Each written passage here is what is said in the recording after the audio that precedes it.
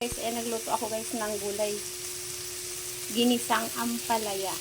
Lagyan natin ng itlog. Ayan. Ito yung ulam namin ngayon.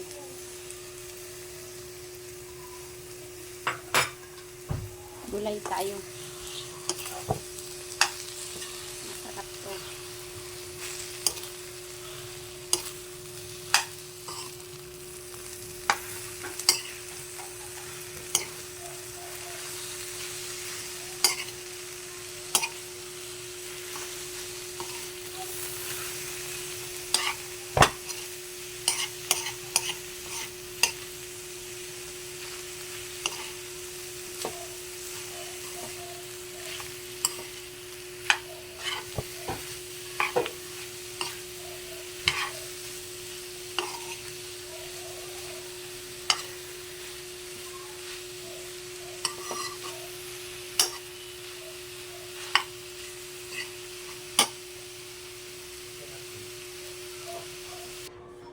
Yan guys, luto na yung aking ginisang ampalaya.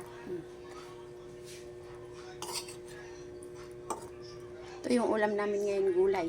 Yan yun lang po guys. Maraming salamat sa panood. Bye-bye!